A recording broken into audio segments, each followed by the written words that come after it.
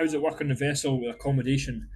It's kind of like a hotel, like a fully serviced hotel that we're in. So there's a galley there. You don't have to pay for food. The food's all just laid out, just like school dinners. Every 6 hours, there's hot food there.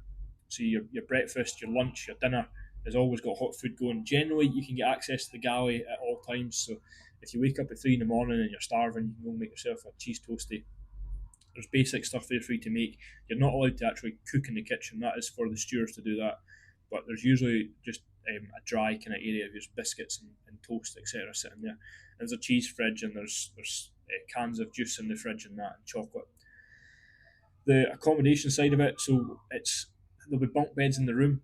Sometimes I'm sharing a room together, so there'll be two of us on shift, and we're both in the room at the same time, which it sucks. I don't really like. Nobody really likes sharing a room with somebody else. So because when you get off shift, it's who has the first shower, who's going to bed first, who's switching the light off.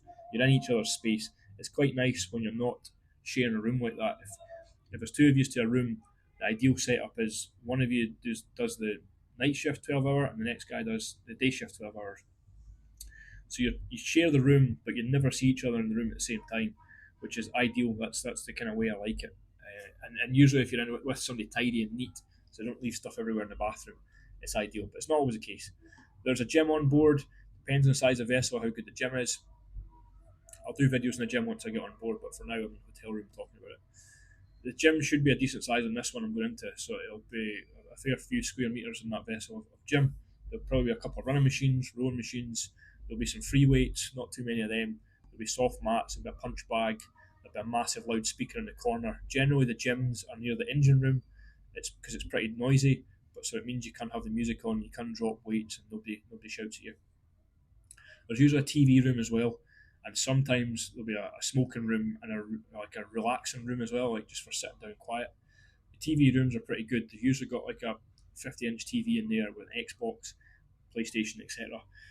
Would usually like if as a crew as a company when you first get on the vessel for not so much team bonding, they wouldn't call it that, but they'll just have a movie night. So somebody will have pirated movies from somewhere on a hard drive, and you'll watch the latest blockbuster. You'll all just sit in the TV room watching that.